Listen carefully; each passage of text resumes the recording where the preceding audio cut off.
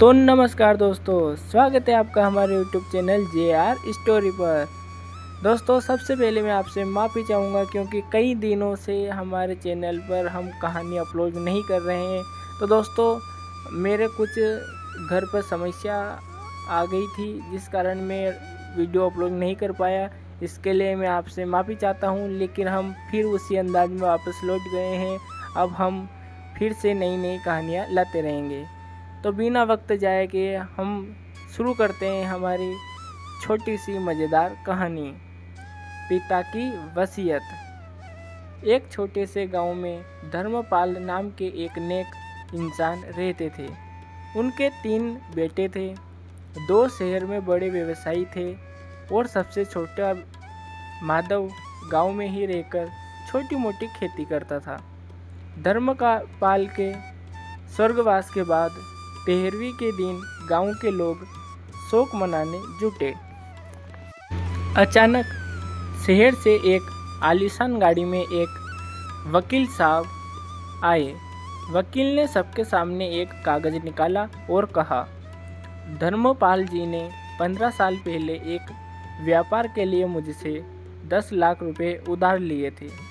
आज ब्याज समेत वह रकम 25 लाख की हो गई है। मैं यहाँ अपना पैसा वसूलने आया हूँ। ये सुनते ही बड़े बेटों के चेहरे सफ़ेद पड़ गए। बड़ा बेटा बोला, हमारे पास कोई पैसा नहीं है। पिताजी ने हमें इस कर्ज के बारे में कभी नहीं बताया।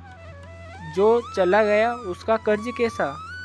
दूसरा बेटा चिल्लाया, आप जालसाज लगते हैं, हम आपको फूटी कोड़ी नहीं देंगे।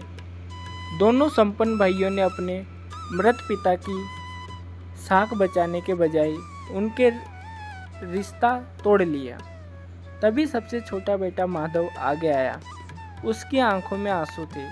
उसने कहा, वकील साहब, मेरे पास न बड़ी गाड़ियाँ हैं न शहर में बंगला, लेकिन मेरे पास वह संस्कार है जो मेरे पिता ने दिए थे।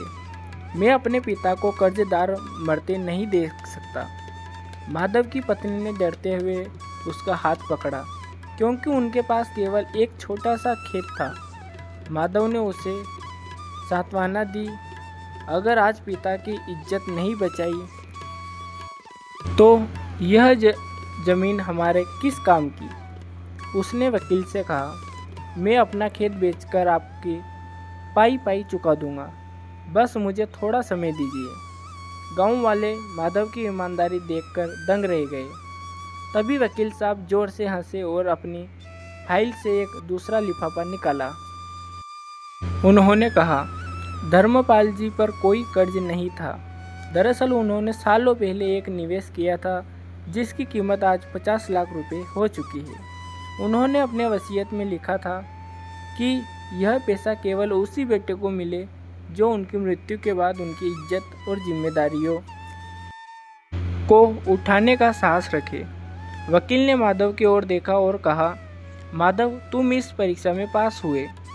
यह 50 लाख रुपए और तुम्हारे पिता का आशीर्वाद अब तुम्हारा है। इस छोटी सी कहानी से सीख, सच और ईमानदारी का रास्ता कठिन हो सकता है, लेकिन उसका अंत हमेशा सुखद होता है। जो माता पिता के सम्मान की रक्षा करता है, ईश्वर स्वयं उसकी रक्षा करता है।